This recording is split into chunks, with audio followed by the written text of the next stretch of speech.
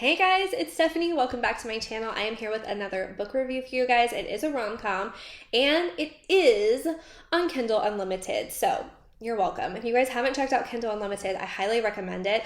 I tend to gravitate towards romance. I will read anything, but I feel like there's a bigger selection of romance books in Kindle Unlimited. So if you despise romance, maybe it's not worth it.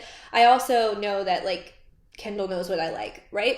So this is what I typically see in my Kindle library, and I always find some really good books. And if I find something I like that I love, I do buy the physical copy because I'm a hoarder like that. So I did read this book directly after The Hating Game, so I was on this love high, if you will.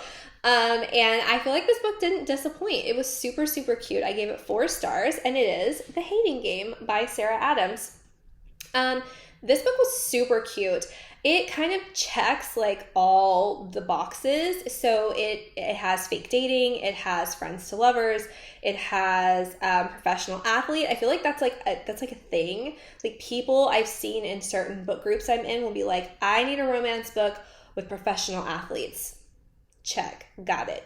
So this book was super cute. I didn't give it 5 stars. I gave it 4, and I still stand by it. I think it was super cute. There is 0 spice, 0. There's one makeout scene that is super good, but that's it. There's no spice, but it is so cute. So this is a story about Bree and Nathan. They've been best friends since high school, and they're in love with each other, but they haven't told each other, right? So Bree is super terrified that she'll lose her best friend. Nathan has dated girls on and off, but they never last.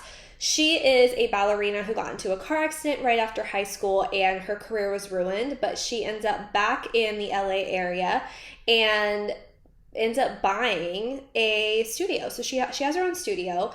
They were best friends in high school. They showed up at the running track one day and then just kind of headed off, became best friends. She thought for sure he would never have feelings for her. He thought she was the most beautiful girl ever. She's got crazy curly hair. So cute, right? So he ends up going off to UT for his football scholarship, and she stops talking to him because she's terrified that he'll drop everything to stay with her, because clearly she's not going to Juilliard. So they lose touch for a little bit. Then they end up being in the same city when he gets drafted to some fictional NFL football team. And they end up living 5 blocks from each other. Now, he clearly is drowning in money. She's super broke. He has been secretly paying her rent. She has no idea. You see where this is going, right? So what I do like about this is it flits between the 2 main characters. So you hear Nathan's side and then you hear Bree's side. And where I kind of get stuck a little bit on this book is I find Bree to be slightly annoying, in the sense that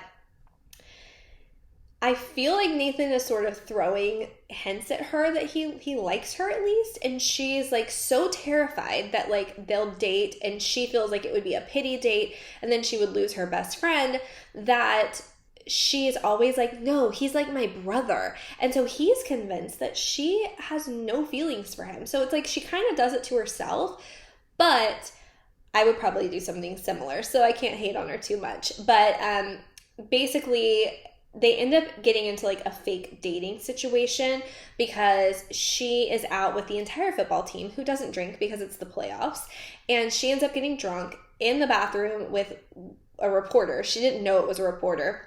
And the reporter took a video of her basically declaring her undying love for him, and that they're in love, and that's why none of his relationships work out.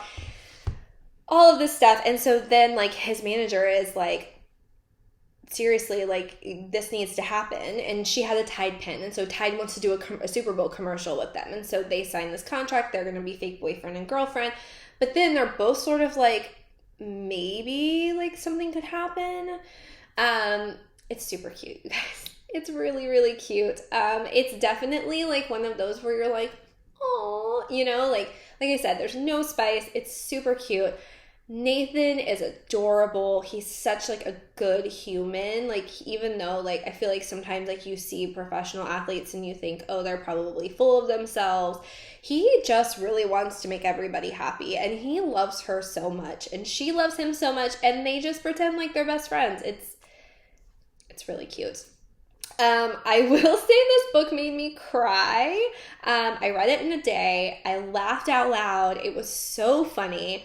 It's worth it. It's worth a good read. I feel like usually like Kindle Unlimited books, they're pretty inexpensive to buy for your Kindle. So if you don't have Kindle Unlimited, it was probably maybe like $4 at the most. Worth it. So cute. 4 stars. Solid book. Loved it so much. I probably maybe would have given it 5 stars if I hadn't just read The Hating Game, but I gave it 4 stars. I think that's a great review. Not my review. I think it was a great book. I loved it. I highly recommend it. If you love a good rom-com, this one's really, really cute. So if you've read this, I want to know what you think. I feel like some people probably would hate this book because it's just so wholesome, but it was really cute. That's all I have for you guys today. I hope you guys enjoy these types of videos. I try to not give too much away just in case like you haven't read it, but just to give you like enough to like maybe want to read it. But if you guys have any suggestions on what I should read that's similar to this, I'm currently reading The Spanish Love Deception, but I'm like 2% in. I just started it. I'm going to finish up here and then go read before I have to go get my kids. But if you have anything to share, let me know. That's all I have. I will talk to you guys later. Bye.